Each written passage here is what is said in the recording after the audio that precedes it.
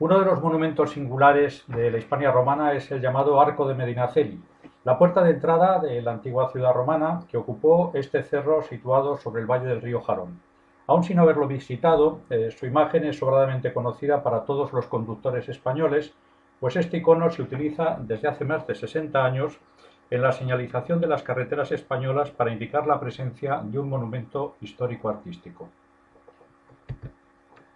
El interés por el Arco de Medinaceli no es un fenómeno reciente ni fruto exclusivo de consideraciones eruditas.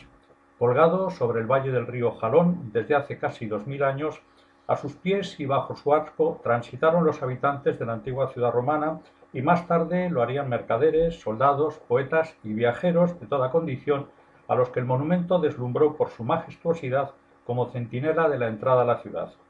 Aún son muchos los viajeros que lo han descrito desde mediados del siglo XV, teniendo en cuenta que los textos más interesantes son los de aquellos comerciantes y diplomáticos a los que el arco no llamó la atención, pues pasaron bajo él cuando solo era la puerta del perímetro amurallado de la ciudad. Nada más que una puerta en la muralla, como ya la describiría a mediados del siglo XV, en 1466, León de Rosmital. La primera evidencia de que el arco despertara el interés de un visitante, de un extranjero de paso por esta zona, se data en 1528, fecha en que el italiano Mariangelo Accursio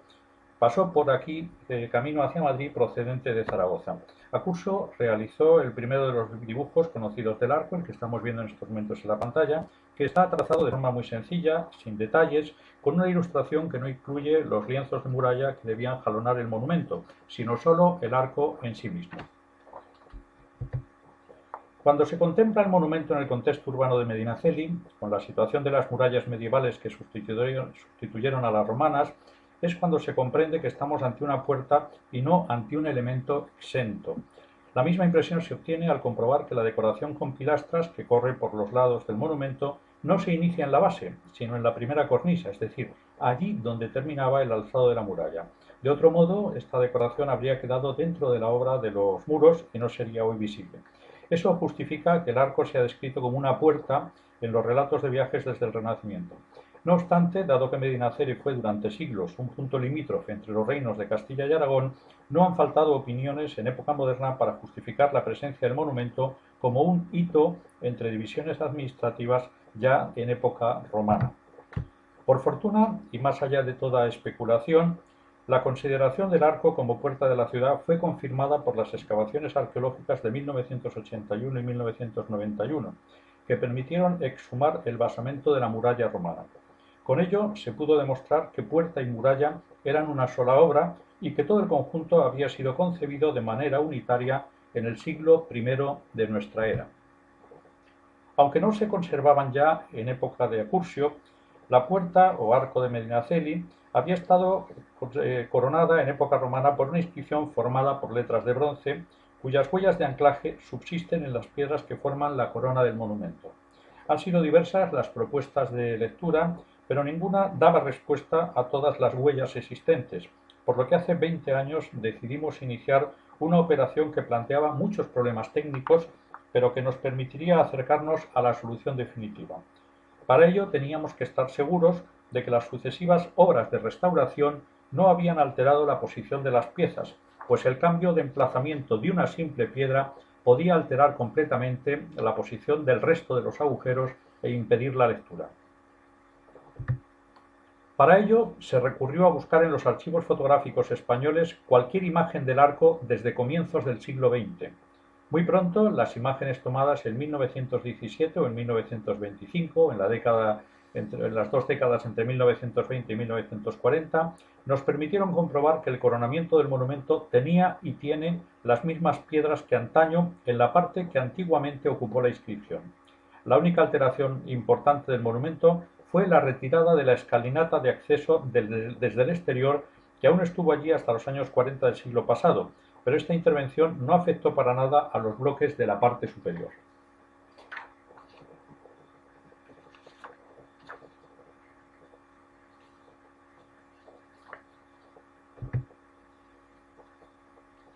En una foto de 1930, tomada con una luz muy nítida, Las huellas de las letras casi permiten la lectura sin dificultad de la inscripción del lado septentrional. Ya por entonces era evidente que ninguno de esos agujeros eran restos de antiguos disparos en tiempos de guerra, como aún se decía.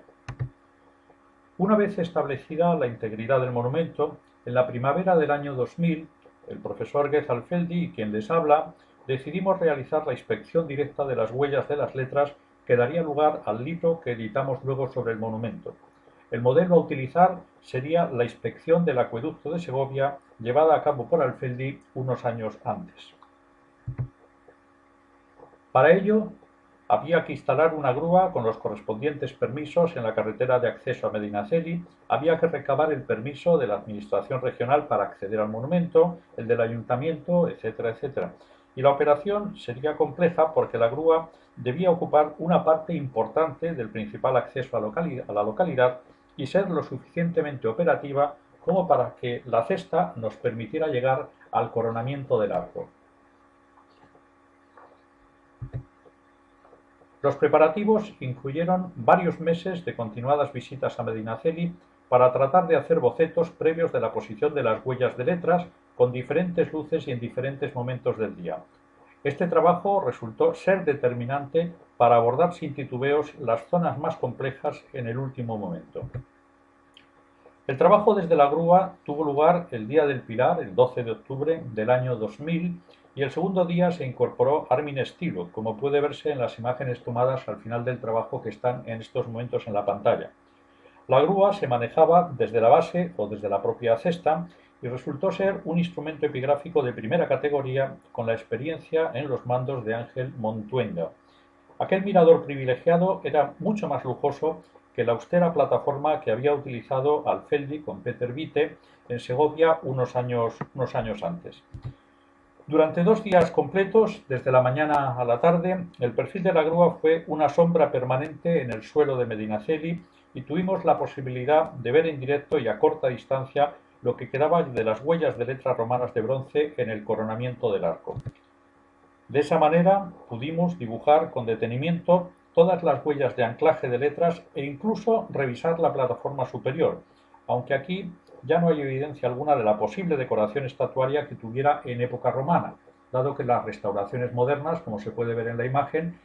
habían cubierto las posibles huellas que hubieran subsistido y en todo caso la exposición a la intemperie de esta zona del monumento era muy superior y algunas piedras sí que efectivamente aquí pudieron haber sido sustituidas en diferentes momentos durante las restauraciones.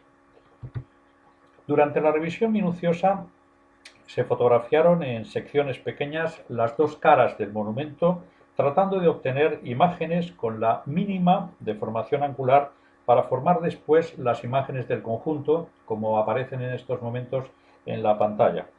Las fotografías se repitieron en diferentes momentos del día para, con diferentes luces, poder distinguir los restos de anclaje de las diferentes erosiones, de lo que eran simplemente erosiones, y evitar que se distorsionara la lectura. Es evidente, en la imagen se observan perfectamente algunos agujeros que forman letras,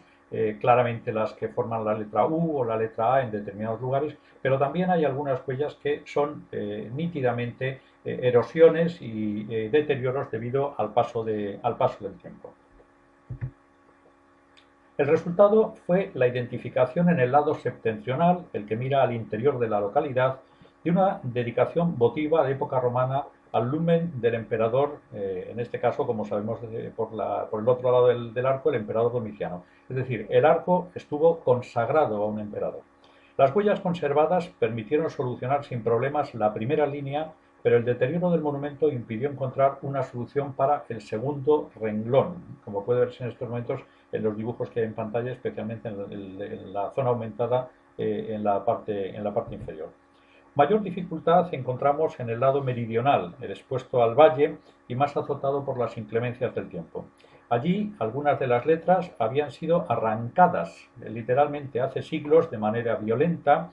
y se habían producido roturas en la superficie de las piedras, de manera que era imposible recuperar evidencias de los agujeros originales. La acción del viento, de la lluvia y esta extracción de forma violenta produce el resultado que está en estos momentos en la pantalla, en las fotografías de la pantalla, donde prácticamente es imposible distinguir los agujeros originales, aunque, como veremos después, se pudieron encontrar algunas evidencias muy fáciles. No obstante, la repetición de un mismo patrón de deterioro y un minucioso dibujo permitieron obtener una imagen bastante realista de la disposición original de las perforaciones. Al mismo tiempo, todas las fotografías, como puede verse en el ángulo inferior derecho, en la fotografía del ángulo inferior derecho, se tomaron con pequeñas escalas de madera colocadas en los intersticios de las piedras, de manera que fuera posible después obtener imágenes escaladas de una gran precisión. El resultado del análisis de esta inscripción meridional fue un complejo mapa de daños y de huellas de perforaciones, en el que la primera línea nos proporcionó de nuevo un texto dedicado al numen del emperador Domiciano. Esto permitía fechar la inscripción entre los años 81 y 96. Sin embargo, de nuevo, la segunda línea hubo de quedar fuera del análisis debido a su elevado grado de deterioro, como puede verse en los dibujos que estoy presentando. La lectura de esta inscripción del lado meridional, sin embargo, no daba explicación a todas las perforaciones existentes, porque lo que llegamos a la conclusión de que el epígrafe podía haber sufrido las consecuencias de la damnatio memoriae a que fue condenado el emperador Domiciano el año 96.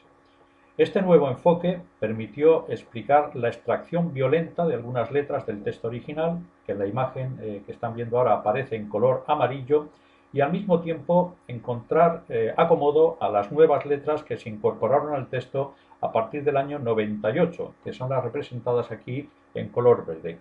Con esa pequeña sustitución, a partir del año 98, desde la llegada del emperador Trajano al poder, el arco de Medinaceli pasó de estar dedicado al numen de Domiciano a convertirse en un monumento consagrado al numen de Trajano. El trabajo en la inscripción nos permitió, además, avanzar en nuestro conocimiento sobre la técnica de anclaje de las letras metálicas en época romana y con ello reconstruir el procedimiento de trabajo de quienes construyeron, de quienes colocaron las piezas de este epígrafe hace algo más de 19 siglos en la puerta de acceso a la antigua ciudad romana ocupada hoy por la localidad de Medinaceli. Muchas gracias.